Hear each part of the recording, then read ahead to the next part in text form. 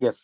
So, yes, as I was saying, welcome to our the webinar, DataSecure webinar, Cybersecurity for All. Thank you so much for joining. I'm super excited. This is brilliant, and seeing so many people who are interested. So, without further delay, let me quickly introduce us, and then we'll jump into the main topic. So my name is Tamaghna Basu. I'm the founder and CEO of DataSecure. We are a cybersecurity company. Let me put it this way: we live and breathe cybersecurity. Kind of, be anything and everything in security. We excited us. We are by heart. We are a cybersecurity researchers. So we love to pick up new things, new topics, new subjects, and we actually explore that, learn us, and then obviously, I think the best way of learning is sharing. So what we thought that for our own benefit and for the sake of the community, we wanted to learn and we wanted to share with the community. So this is a new initiative we have just started, where we call it a cybersecurity for all. So the idea is very simple. One is, we would love to bring in the other thought leaders from the industry, and then we wanted to discuss about trending topics in terms of security, and understand that how probably the entire cybersecurity industry is getting shaped up. That's number one. And second is also we are actually coming up with a lot of workshops, trainings, which we will be doing it for online, for the global community. So thank you again for all of us for joining. I really appreciate it. Means a lot to us, and we are privileged, I would say, and honored to have two of our great speakers, the panelists. I would say I have with me Alan and Kapil. So I would probably go with Alon. Alon, I think please go ahead. I would love to know more, and as a community, would love to know more. Who are you? What do you do? Sure. Hi, everybody. My name is Alon Ahmani. I'm a three-time CISO, twice for financials on Wall Street that were publicly traded, once for a small startup. You may have heard of it called WeWork. I was employee number 200 there. I've been doing this for a long time, about 20 years. I'm also the co-chair of Cloud Security Alliance's IAM group, and I'm on the Zero Trust group. So check out those groups. We're going to put out some interesting stuff in the upcoming months. And I'm glad to be here. Thank you for having me. Great. And obviously, our next panelist is Kapil. Kapil, please go ahead. Sure, absolutely. Thank you for having me. And good morning, everyone. Good afternoon, good evening. So I'm Kapil Bareja. I've been in cybersecurity for 18 plus years now. I've been working across different pillars of, cyber, IAM, cloud security, and whatnot.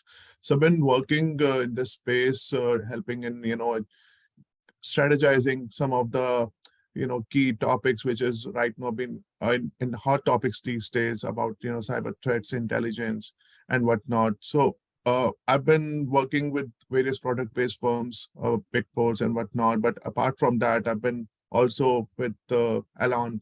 I've been working with DevSecOps chair for Cloud Security Alliance. Please do check out and feel free to join that alliance group. And also been part of CNCF, which is the Cloud Native Computing Foundation. You're most welcome to join as well. That organization, very good and very vast, been having a lot of knowledge sharing over there going on. And then I've been also reading some cybersecurity advisory boards. So I've been looking forward for this conversation today. Thanks, Savannah. Great, great. Thank you so much. And yeah, I think for the for the people who have joined, I must say that we are from different part of the world. So especially for I think Alon and Kapil, it's a very early morning, and as I said, this took a lot of time, on a Monday morning, wake up early and get on a community event like that. So thank you so much, Kapil and Alon, and it means a lot, as I said, to me and on behalf of the community. I want to convey the thanks. And again, thank you. I think it's yes. really important for both of us just to be able to give back and be here. I think that's Yes. Great. a big part of being in cybersecurity is caring about people and nurturing people, and I think that's why we're here. Right. So tell me one thing. I mean, one thing I'm very curious, and I know everybody has a backstory of what brings us to cybersecurity, right? What motivated us. I had a story. Obviously, I saw a hack somewhere in the past when I was a developer, and I found it is really cool. And I said, what, I would love to become a hacker, and that's how I started my cybersecurity journey. So probably, kind of Alon, would you like to say, what's your journey and how did you come to security? Sure. My journey, I think, is a little bit different. I kind of fell into it.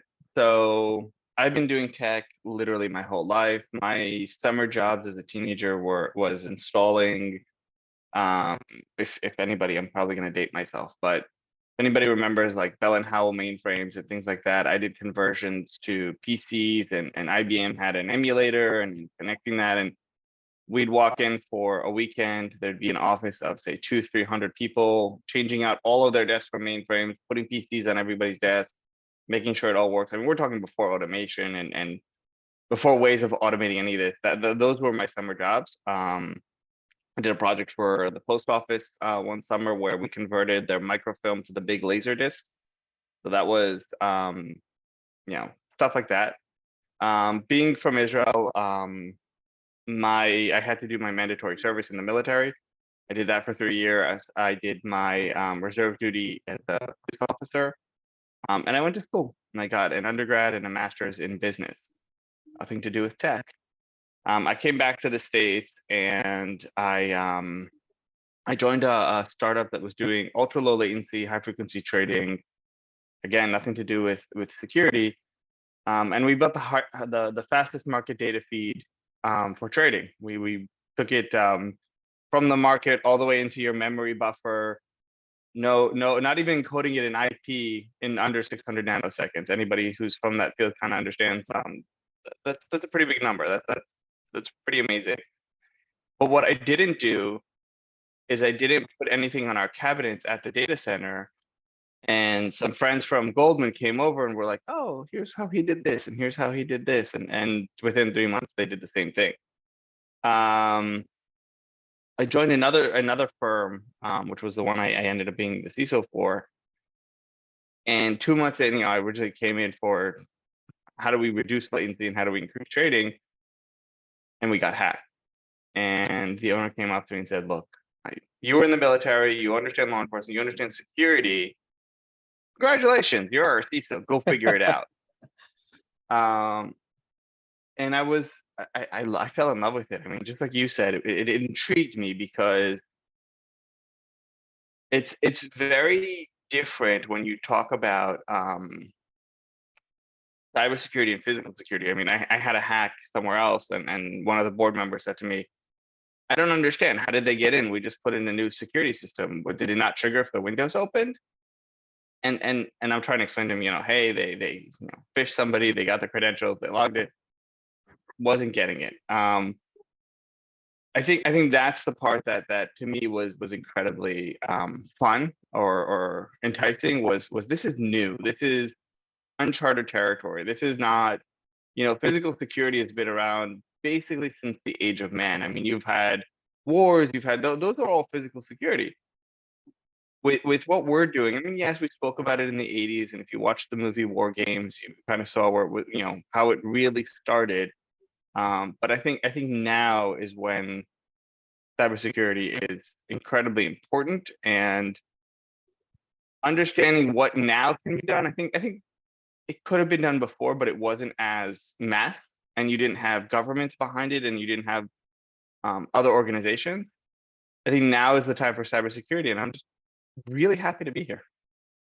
Great. That's a great story. Yeah, thank you so much for sharing. So, Kapil, what's your journey? Absolutely, definitely. Yeah, I think Alan has kind of a very military background, coming from then the ages when he saw those war games, specifically had been going going in the cybersecurity world.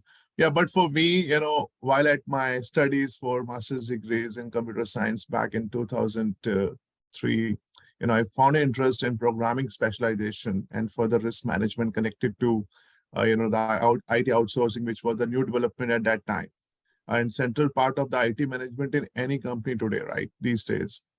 So I think through my master's and dissertation projects that I did, I came into interest of risk management and further connection to the information security. And from there, I built my key interest, in understanding the organization dependencies to information, how how that needs to be protected, from a people, process, and technology perspective. Now everyone is talking on these terms these days, as well as how protection, detection, and response capabilities shift to continuously, respond to the threat landscape, which is a buzzword. I think most of the last couple of years been seeing this. So back in 2007, I believe, I joined one of the product based from Oracle in India. I was there and joined the identity team and found that, that curated my path to enter in security and understand what different relationships or identities, how we can protect those, and the privilege access management and all those things, kind of looming in.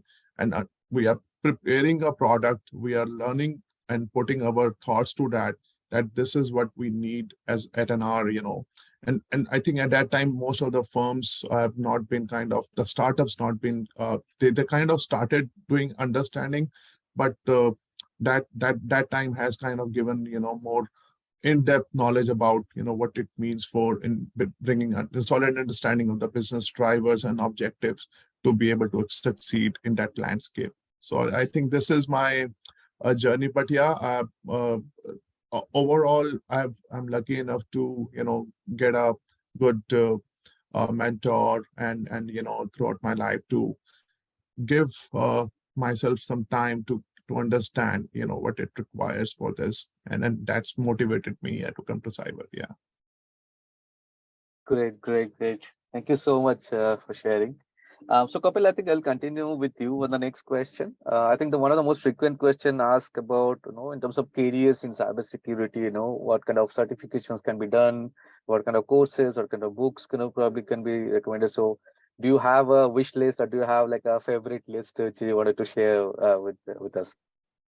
Absolutely. Yeah. So certifications are a tricky subject. Some companies prefer them and others don't seem to care. If there is a specific area that you want to go into, like cloud technology, it may not hurt to get one. So AWS, Azure, or GCP, whichever cloud you feel is, been of your interest, definitely being able to show that what you are learning is fantastic way, to get in front in the door. So pick any certification, start with the associate certification, the one with the basic, and then reach out to the architect level as per, your the way, because it's a way, to enter in. And this field is both for technical and non-technical people. There are different paths you can start without a degree, or million of worth of sets are there, certification there. One major thing lacking in the field is people who can communicate tech into a real speak management and executive can understand and digest. That's the need of an hour. Yes, you need a solid knowledge on the back. So there is, is not a single determined path for every individual, but find to transition into cybersecurity field. People do have a common aspects and become successful cybersecurity professionals. So I would combine them in 3 stages, like research, try, and pursue, because that's where you can put your thoughts. So there are like IC² certification that you can start with, SANS, INs. A lot of different institutes are giving, these certifications. Start from the basic ones, and definitely, attend the various cybersecurity events and sessions. Read and listen to the podcast. That is basically you will get a in-depth knowledge about what thought leaders or what CISOs are talking about. There are plenty of content to research or various cybersecurity topics that will help you understand where the cyber field you want to get into, right? For example, I would say that free educational resource online like Code Academy, some of the Hack in the Box, there are MIT free courses. If you research CISA, which is a federal organization over here in US, there are a lot of free resources that you get into, and try to do a hands-on on top of it, because the more you do hands-on, the more you're dirty, have hands dirty, the more you learn over there. So when you accomplish anything, something special, will be very loud in online, shout it out from the rooftop, that you have done this. That's the way I pursue for that. And I always love to, connect with me. I definitely can help you in any way. achieving whatever the goals you have, and pick one mentor in your life, man. That will give you a long start, a long journey in your career. That's a 2 cents of mine. Great. Thank you. Alon, would you like to add something? Yeah, I think you really hit the nail on the head. I think it also matters, do your research before on what, like you said, what kind of what field within cybersecurity you want to get into, because I think the requirements and the knowledge that you gain from courses, certifications, whatever it may be, differs. If you want to go into network security, it's not the same as IAM, or it's not the same as encryption, or I think that's an important factor. Do your research, see what kind of intrigues you, and then go after that. And you might learn during the certification process, hey, this is boring. Maybe there's something else that might be more interesting to me. So you never know. And Bill, I like what you said at the end. Shout it from the rooftops. I think that's a really important one. Got it. So on that note, Alan, I think the next question, probably I'd like to ask you is, based on the current scenario of cybersecurity, right? What are the predictions? What are the thing you can see? What's the scenario today, or how do you see the future looks like, and how can someone prepare themselves if they are in the cybersecurity role, or someone is looking for a career in this space? I think this year is going to be really, really interesting. I think so. Before that, historically, I said about last year that last year was going to be the year of your vendors. People are going to look at their vendors. People are going to look at the supply chain. People are going to evaluate who's giving me this software, and how good are they? Who has access to my systems? What are they doing? And I saw a questionnaire that came out right as the year started after I said that from Ernst & Young, and it was harsh for vendors. I mean, they definitely made vendors tighten up. If you didn't have your SOC 2, you couldn't be a cyber vendor. Things like that. I think this year is going to, the reason I say it's going to be an interesting year is I don't think it's going to be around tech. I don't think it's going to be around security. I think it's going to be around finance. I think with everything that we're seeing in the layoffs, I think with everything that we're seeing with the kind of macroeconomical changes, I think everything that we're seeing with the geopolitical situation in Eastern Europe, especially after the announcement this week, I think we're going to see a lot of consolidation. I think we're going to see a lot of hunkering down. Then we're going to see a lot of CISOs say, I could go to this vendor and this vendor, put the package together, and it'll do 100% of what I need. Or I can go just with the first vendor, get the second package from them. It'll do 85 to 90% of what I need, and it'll cost me 60% of doing the two together. I'm going to do that. And I think we're going to see some giants, which are in our space, like SentinelOne or CrowdStrike. I think we're going to see them swallow up some of the small fish. I think it's sad, but I think that the vendors that secure I'm trying to think of a way to say this. The vendors that secure the little piece of something, we secure the period at the end of the third sentence, but only when you look at it from this way, and only if you're using this browser. I think those are the ones that are going to get, it's going to be a lot harder for them to fight for their dollars. It's going to be a lot harder for security executives to help them fight and justify it. And I think we're going to see a lot of consolidation. I think we're going to see also a lot of insider threats, especially, I think the number I saw yesterday was 170,000 layoffs in the US, or from large tech firms. If you look at the bubble, at the .com bubble that burst, I think the total number of layoffs was like 100,000. We've already not only surpassed that, we're almost at double that. Now, granted, tech has grown, and we're all a lot more ingrained in tech, but I don't think that's something necessarily to be ignored. And I think the, putting aside my opinions on politics, I think the tech industry is kind of causing what's doing by overreacting, and it happens quite often. But I think it's going to be, a result of that is going to be a mix of, it's going to be hard to fight for dollars. People are going to have to learn how to do more with less, which is going to cause you to go with a vendor that does more with less. I think companies are going to, whether they like it or not, are going to have to accept that there's going to be more risk. And remember, a CISO's job isn't to mitigate risk, it's to manage risk. So, the risk is there. We're just not going to address it. We're going to roll the dice on more risk, or we're going to potentially get more insurance to offset the risk. That being said, I do think insurance companies are waking up. I've seen some information out of cyber insurance companies that they're not just going to write a blank check and, oh, you got hacked? Okay, well, here's our procedure, no problem. We can handle it. No, you want cyber insurance? Here's what you're going to have to do. Oh, and by the way, even if you do this, if this happened, we're not going to cover you. Or if this happened, if this wasn't the exact hack, we're not going to cover you. And they're going to make it a lot harder, which they obviously have to. Listen, it's a business.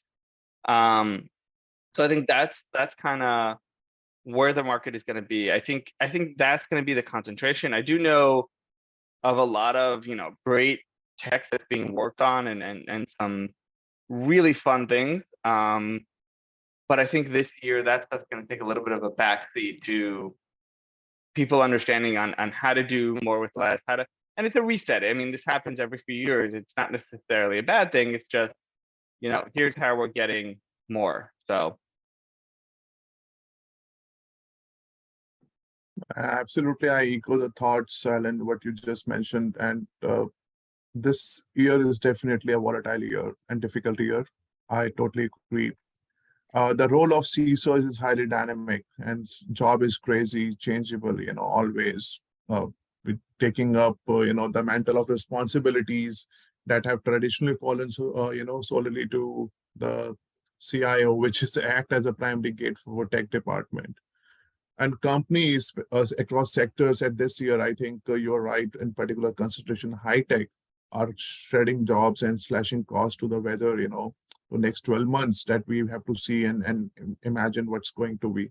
Given the perennial skills and staffing shortage in security is unlikely, I believe, the CISO will be asked to make a deep cuts in the organization. They won't be, entirely immune to a spending cuts if a downturn endures, but that is something that we need to, look at it holistically and how different things that we can, doing less and to get a more kind of situation that we have to follow the automation and whatnot. So defend against those cyber attacks which are happening. Some of the zero trust initiatives have been kind of going on in the business value to improve the security, how you can prepare the security programs, for economic downturn which is happening. The leaders have to tightening their, even reducing their application security spending while in incredible position, to defend those areas of security budgets, and that can be cut without increasing business risk. Yeah, I think 2022, that was a hot topic, and with the several high-profile cases that we have seen in national news. Specifically, Uber's bounty program, everyone knows about that, and now under fire. Regulators have been keep an eye on ride-sharing giants method, right, to paying what a white hat researchers, up to some 10,000 bugs to report a security vulnerabilities. That's where we are seeing those things, and definitely cyber insurance. You touched upon that topic. It's a dog and bone situation. The return on investment for cyber insurance will increasingly questioned, on premiums, always exclusions and refusals, it all rise. But cyber insurance is not going away. It's like a dog with a bone, and you are the bone. So I believe that's the evolution of things that we have seen. Artificial intelligence will be largely beneficial effect of cybersecurity that going in 2023 with the things are more focusing on different ways we can bring in and understand the trenches of what CISOs are trying to put more on their SOC and the fusion center and leadership specifically, make a transformational technology function as in general. So that's my view on that. Yeah. Great. I love that we don't agree. I just have to say that it's amazing. It's so important. It just shows how dynamic this industry is. Absolutely. Yes. So that's a very interesting point. So just to consolidate, what I'm hearing, and obviously with my small some of my thoughts as well. So the way we see this, one side there's a vendor consolidation happening, which is basically all about like how we, instead of having five different vendor, can we actually club them together, optimize it? It could be a productive issue that instead of running five different tool, run one single tool kind of thing, or cost issue it could be. Second is the market is very volatile. People are losing jobs. It's very scary time. We've been through the journey multiple times. It's again happening. So definitely insider threat is one concern as a CISO, as you pointed out, where you're saying that your internal security is very important. Third thing is, which I think I wanted to also bring into the table now, is blockchain and AI, especially chat GPTs and AIs, because now there one side is there's a very much of kind of industry is getting shaken up, and other side there's a new evolving technologies are coming, which people are not yet prepared to do it. So on that stage, now you are as a CISO, right? You are a decision maker. How do you see, one, from a company point of view, to how to protect and organize your company from different potential threats, and second is how to build your team, what kind of skill sets you're looking at if you are hiring or if you're looking out for people? So question probably, Kapil, I think, do you want to start with this? Absolutely. No, definitely. So, given the situation that we are in at this time, things definitely bring a lot of things on the table from the perspective of the disruption that is happening. How many millions of jobs will get displaced? Will it be forever change learning, or as we know it, or will another creative thought that comes into the mind? Has everyone has seen the Terminator movies and learned about the Skynet things, right? So when it comes to the Chat GPT, or which we are, I think, hearing a lot of grandiose predictions coupled with a lot of fear mongering things, right? In Chat GPT, in the end, is a tool. It's nothing but it makes it different, that unlike a shovel or a computer, everyone has that way to put some hands on it. It just will learn and goes to improve itself on its own, right? That's why it's difficult to accurately predict how it matures, but in a short term, it most likely impact will be visible within our web experiences and how we can secure them. So little Brazier, from what asked in what would happen in cybersecurity, told me that the greatest strength in ability to detect and predict the malicious cyber activities in real time. That's where we are doing these days. We have to still, the vendors coming up with their own solution with a lot of different products has a use of natural language processing capability to detect the malignant text-based communication, such as phishing attacks, or we can say alert security teams accordingly, right? So what vendors are telling us to a couple of years now, how AI integration will revolutionize the cybersecurity, make computing for safer. That's where I see the investment is going on at this year, and it definitely benefits in general from the perspective of how you want to use that. Not look from the hacker; they are doing their own job to do that, but we have to do our own job to secure that. How we can put something on our platform to make it more secure and keep it away from the cyber criminals on every aspect. Technology will definitely be more enhanced, will be more focused on something which the quantum is now coming up, which next few years we are definitely focusing on quantum computing as well. So AI and quantum will go hand in hand, to come up with and fill those undeployed or unemployed jobs with those skills that people definitely should look at and gain from that perspective. That's my thought on that.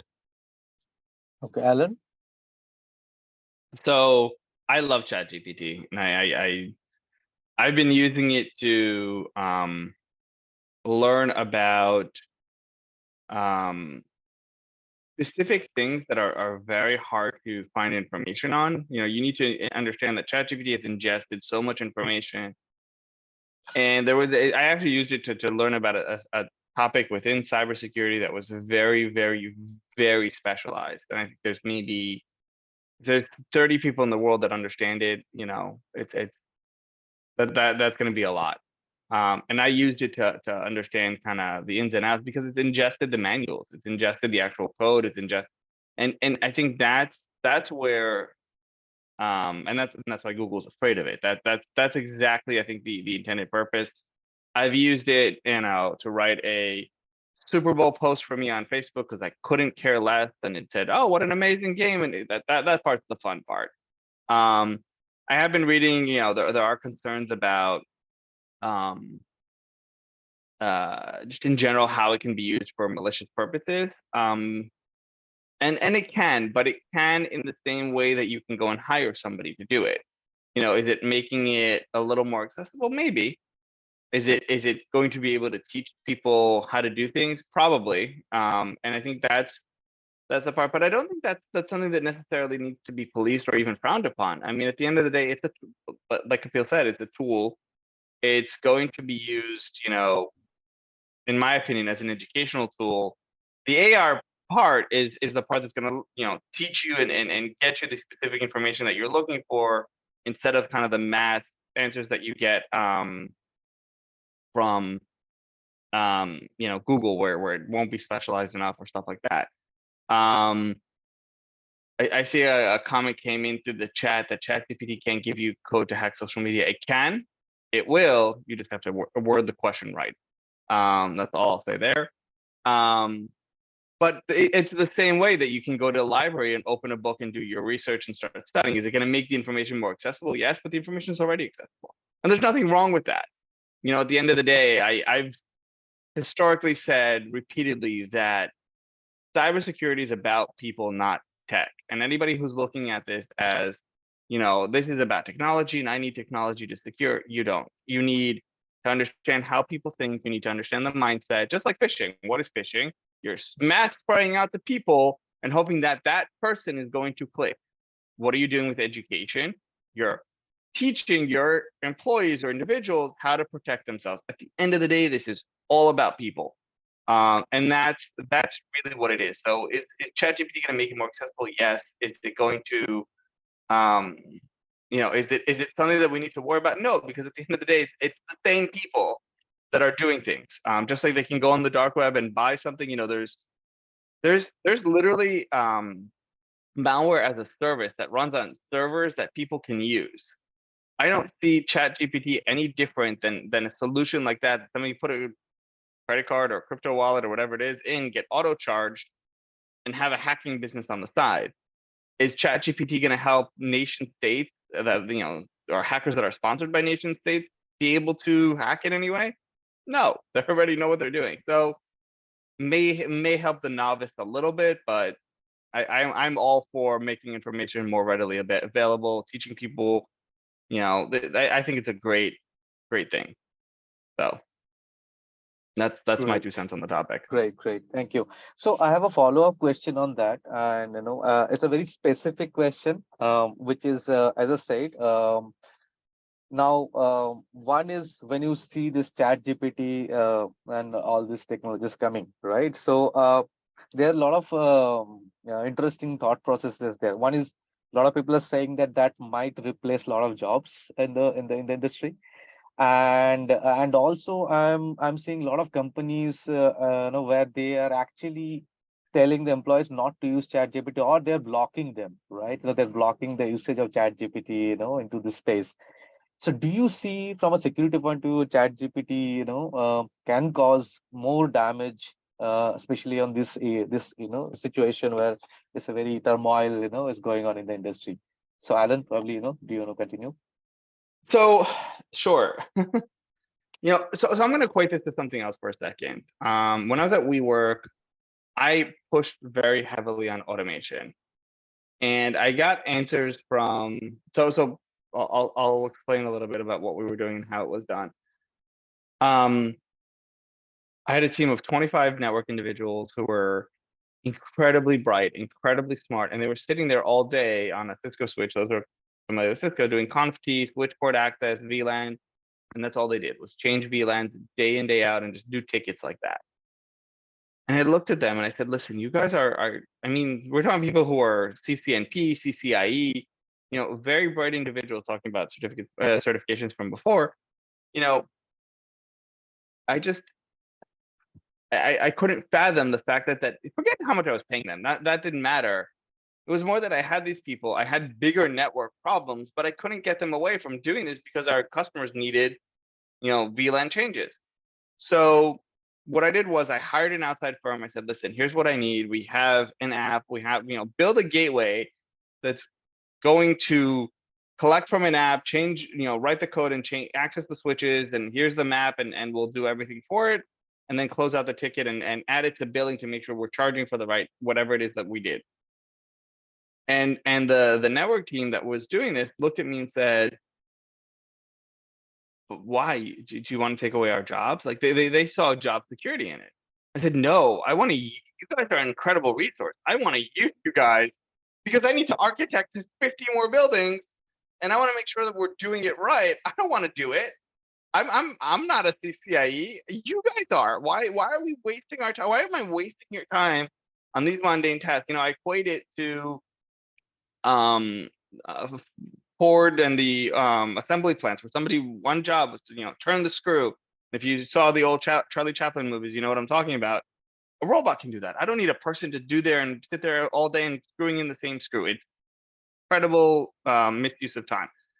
So let's equate that for a second to ChatGPT and kind of what you're doing there. How is that different than you have tech people Googling? If you're a tech person, and I'm sorry, but if anybody out there is a tech person that that actually deals with problem and they didn't Google the problem, like if you're a Linux admin and you didn't never Googled, how do I fix Apache whatever, you're not a real Linux admin.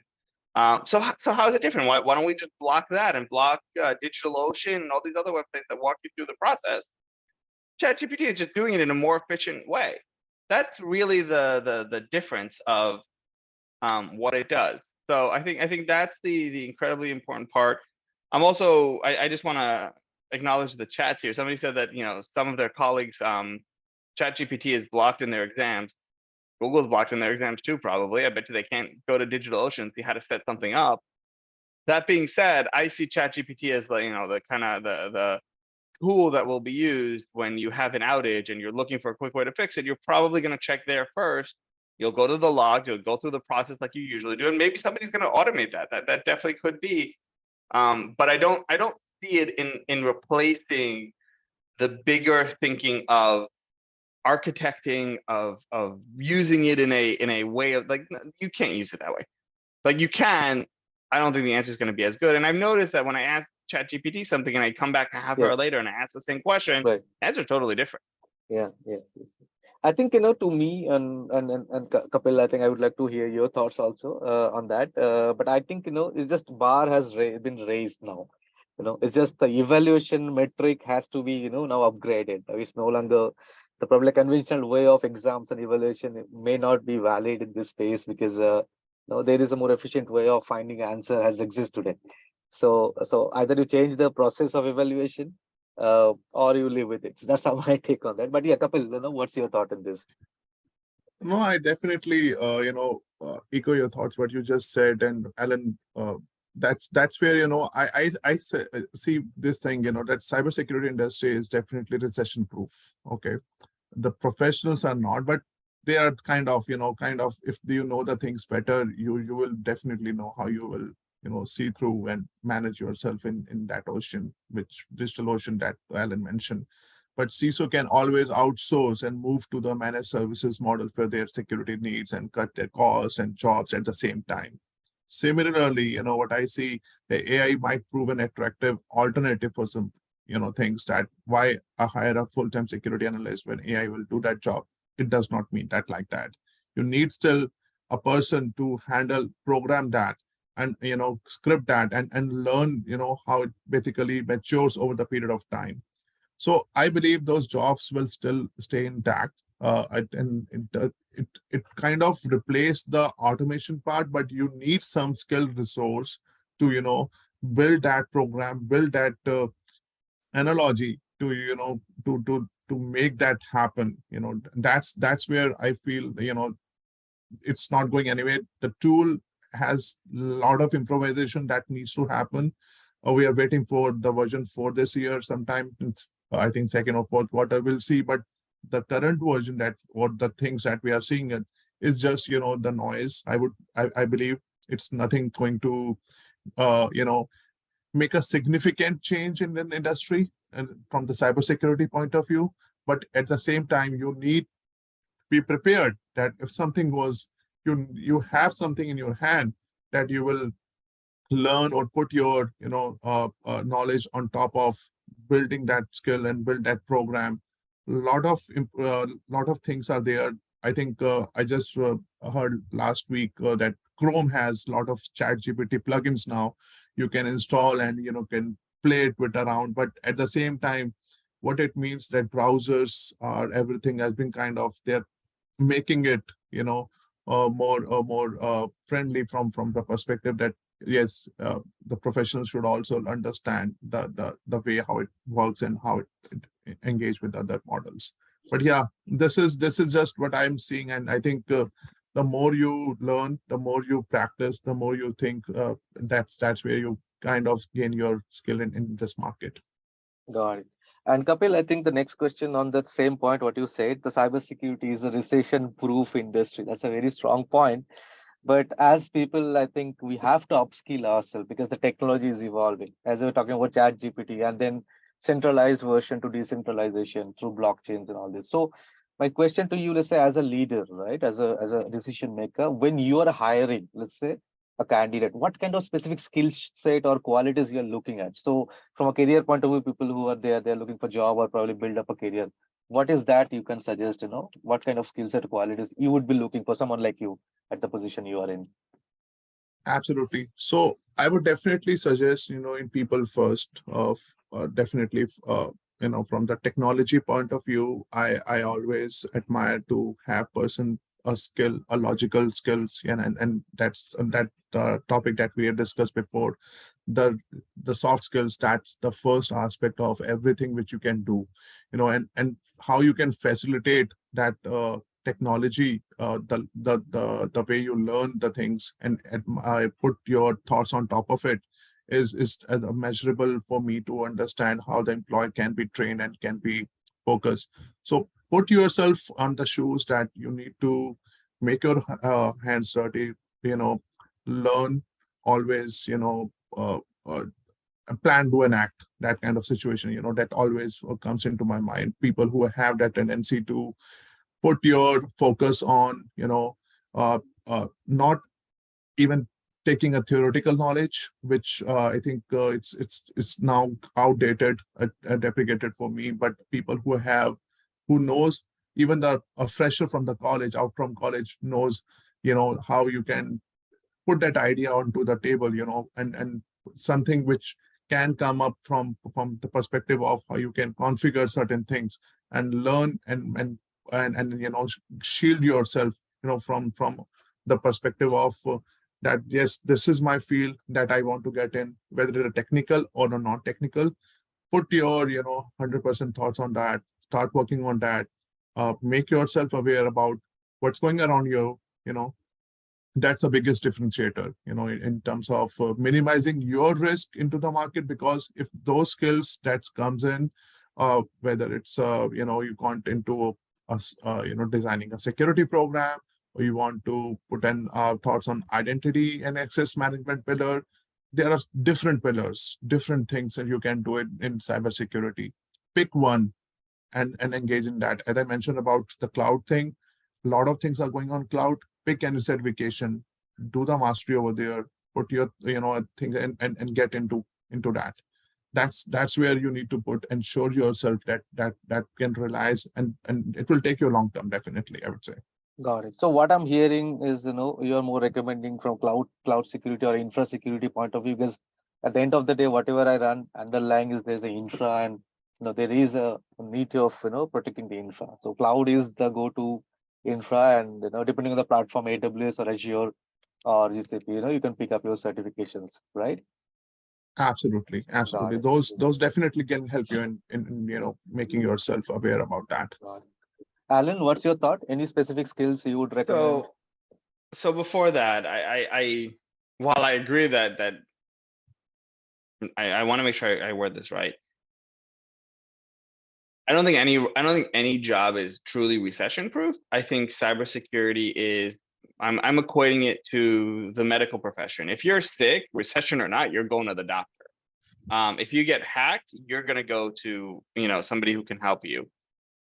That being said, I do think that when things kind of get tight and budgets get belts get tightened, I think and obviously budgets suffer. I do think cybersecurity, just like the rest of the organization, is going to suffer a little bit. I don't think they might suffer as much as somebody else, but I do see somebody saying, "Hey, we're not making as much sales. Your risk calculations are now reduced because the dollar amounts that were assigned to things are lesser because we're not making as much money." So I do see that equation kind of needing to be updated as things evolve. But I also think, real quick on this topic, I do think that CISOs and cybersecurity executives need to be very in tuned into what the company does. And if you're a cybersecurity executive or you work for a cybersecurity executive that doesn't attend investor relations meeting, doesn't know what affects the bottom line of the company, that's to me the important part. And understanding, and this is for anybody out there, I think an incredibly underrated skill is somebody who can understand how cybersecurity can help the bottom line of a company. And you saw this in COVID. Companies that had a really good incident response plan, companies that had a really good VPN, even companies that were able to flip a switch and had when I was on Wall Street, we had a VPN system that had an ICE license in case of emergency license. We would literally activate the license. We had 100 days of unlimited VPN usage. As long as the pipe was big enough, you could use it for everybody. The whole company, with a flip of the switch, could go remote. And companies who understood the value of that and put that in place were the cybersecurity, information security, even IT, and I strongly think that the two are separate, were seen as heroes because of it. And I think that understanding at the end of the day that as long as you're putting aside, foundations and non-for-profits, companies' role is to make money. And if you have a way, again, doesn't matter what you're doing in the company, but if you could be an analyst, you can be an intern, and if you understand the business model and you understand what's going on in the company, to me, that brings a huge value over somebody who can write better code. And I'm not diminishing the code, but I think having that out of the box skill set is incredibly important. Sorry, I feel like I digressed off topic here. I apologize. No, I understand. I understand. No worries. So what I am hearing is, so earlier, obviously, let's say, at an early stage, we have different profile. We want to build our career, like vulnerability as a VAPT, like pen tester, or I want to be a cloud security expert, or I want to be, let's say, a AI security or a blockchain security. But what I'm hearing is from your point of view at the position you guys are, you are actually looking for someone who also understand the impact of those roles, what kind of value it brings to the company, and how it can save let's say different kind of damages and the monetary or different other kind of losses. So potentially that bigger picture is missing, what you would recommend people to have, and that can help them to get a better job. Is that what you're saying, Alan? Yeah, that's pretty much it. Great. That's exactly it. Got it. So I have one last question, but we are running a little out of time. So people, please put your questions on the chat. We would love to answer them as we go. So there was one question from Taneka Singh is, what are the immediate cyber threats or risk a new startup might face? So it's open to anybody, Alon, Kapil, whoever want to pick it up. I'll go out there and say, Yeah. if you're doing a startup right, you're bootstrapping, and if you're bootstrapping, you're increasing your risk. So it's a necessary evil. And I would, again, it depends what the startup does, and obviously how that risk affects the bottom line of the company. But that to me is where you need to start. That being said, it's okay to accept risk. I mean, we're talking about this. I said this at the beginning. Cybersecurity isn't there to reduce risk. To reduce risk, it's there to manage risk, and I think that's an understanding that we need to have in there. So startup, start to bring revenue in, and as you bring revenue in, you go back and you're like, okay, this is a risk. Let's prioritize. Let's address this risk. Let's address this risk, and that's just how you do it. I mean, you do the same thing when you start up. You don't go out and buy Oracle's financial suite and everything that you need behind the scenes for, multi-billion-dollar procurement. You start with an Excel sheet, But and that's okay. There's nothing wrong with that. right. No, I'm sorry to interrupt, but I think it's a very interesting question that made me also think, and I want to break down this question in three different layers. Sure. Let's say if I'm building a company and there are two ways to look at it. One is there is a people, process, and technology, three layers. And from a startup, if I'm a product startup, I have a product which has an application layer, there's a infrastructure layer, and there will be, let's say, an inside network layer where employees are accessing. So how do you recommend where to start on a people process tech kind of perspective, and also from a app three layer perspective? What's your take on that? Kapil, I'll let you answer.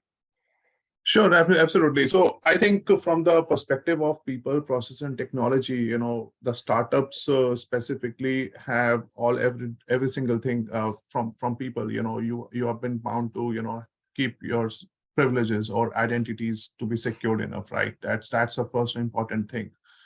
We talk about a lot of third-party supply chain now also, because those third-party vendors who have been giving or adding some solution onto your startup or vendors landscape also being added on top of that risk. And that's where I think TPRM is also being more governed around on the technology aspect, because they bring some technology onto your platform and enable that. So how you want to protect that piece of technology that I see as I admit to that threat that can have a major impact. At this time, the small or the startups not realizing that, but eventually when they need to have that a thought, Product market fit, maybe.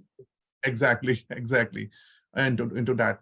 So I think that's two things that's come in my mind. But yes, going forward, processes definitely needs to be streamlined from the perspective of what it requires to bring in onto the table, while you derive and build a lot of your products on top of your technical stack. Because the more you add your technical stack, the more you enhance, the more risk it will. But how you want to reduce your attack surface is to circumference with some kind of infrastructure or a parameter based technology that can help in mitigating that risk. As Alan mentioned about, we CISOs are not being, we have to manage the risk. We can't reduce or we can't that risk. So we have to be resilient enough to make self-aware about that. If we are putting everything together, how we can build that secure platform and technology to make it enable for our users. Alan? I just want to add one thing to that. I agree with you, but I think that I've seen several startups start and have seen kind of cybersecurity or security in general as a roadblock of like a cost or a prohibitive cost or a stopper in development or things like that. I think from a process and people, absolutely. I mean, people, that's education. That's the basis, as I said before. I think that goes without saying. Same thing with process. You can put it in as you're coding, as you're doing what you're doing. The tech side is kind of where I struggle, because if it's prohibited, I don't think you should give up because of a lack of cyber. I think you should assume the risk and accept the risk and be able to go back. I think that's kind of how I'm looking at it, because you need to get started. You need to do it. You can start with just as an equivalent. When you're starting out in life, you don't go out and you buy a brand new Mercedes. You usually buy a car that's a little more manageable and things like that. So I think that's the part that kind of I struggle with, is making sure that you don't box yourself out of what you're trying to accomplish as a startup. That being said, my one caveat to that, and I think Kapil, you touched on this also, if you're a cybersecurity vendor and you're trying to sell cybersecurity and that's what your startup is, that's a whole different ballgame, because within cybersecurity, like you can't be a cybersecurity vendor if you're not secure. That's the cobbler cannot walk barefoot, and we're seeing that. We saw that last year with all of the supply chain management questionnaires and evaluations and things like that. And I think that's getting stricter, but that's then a business barrier to entry, not a cybersecurity barrier to entry. Got it. Great. Thank you so much. So we are out of time, but I think, just to summarize what you both are saying, and obviously, my take on that is, one is access control. To start with, I think, Kapil, you were mentioning access control is very important. A lot of startups, they take it very casually, sharing stuff here and there, left, right, and center, with their developers, with anybody, and that's something you need to be very cautious about, because it might hurt you in long run. You never know now, but probably 1 year down the line, you don't know what access is there, given to whom, and where is the keys lying on. So that's something I think, you guys touched upon. And other thing, education. I think that is very, very important. And, that's what we are trying to promote. We are trying to upskill the developers to become a security expert, because I cannot do your job. You are the person at the end of the writing code, building the tech stack, right? So until you don't know what is the basic security, it is very difficult for us to come in at the later stage and as a security expert and, and guide you and, implement that, because that time your fixing issues will be also more challenging. So, so the education and access control is something. This is the primary two things even I personally felt, as an early stage startup should consider. Great. I think we're out of time. We can take some questions if there's any question we left with. Somebody was saying that early stage hire a hacker. Definitely, you have a hacker friend. You Well, can hire that's them. what rat teams are for.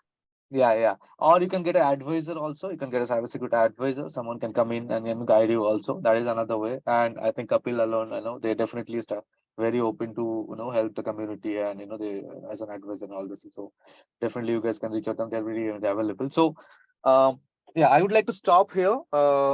Again, is there any other question, Aditya or Taneka? Thank you so much for asking questions. So it means a lot. As I said, it's helpful. But yeah, that's it from my side. Alon, Kapil, is there anything you guys want to share as a last parting word? I just want to say there was one comment that I liked. It said, if you can't convince your team, then you aren't a good leader. I would say if you're not leading, they're not going to follow. And that's, I think, a big part of it. You shouldn't have to convince your team. You should say, follow me, and here's how we're going to do it. So I think that's my part of it. I think this was a lot of fun. And I'm on LinkedIn. If anybody wants to reach out, I'm more than happy to help in any way I can. Great. Kapil? Yeah, absolutely. Yeah, thank you. I think the one last thought I can say is to, help yourself prepare for the next revolution that is coming. And, don't be, pessimistic about anything that is going around you in a tech sector or anything, which is, obviously jobs are important for your day life, but, prepare yourself enough that you should be, reluctant to do anything, and cybersecurity is definitely at the need for an hour we as a, leaders to need some people to help you in, train your and hone your skills and prepare yourself for the better future. So that's my last thing. Always reach out to me on LinkedIn and help yourself to and ask any questions of any sort. Thank you so much. Great. Thank you so much again, Alon and Kapil. And I know it's very early for you guys on a Monday. So thank you so much. I really appreciate that. And thank you for all to joining. And please accept, connect, reach out to us if you need any specific topic you want us to cover, because we'll continue. We'll continue with smart contract security, blockchain. We'll go deep dive vertical as well as we'll do horizontal sessions like this. So yeah, stay tuned and stay connected. That's all from my side. Thank you so much. Thank you. So much. Bye. Take care.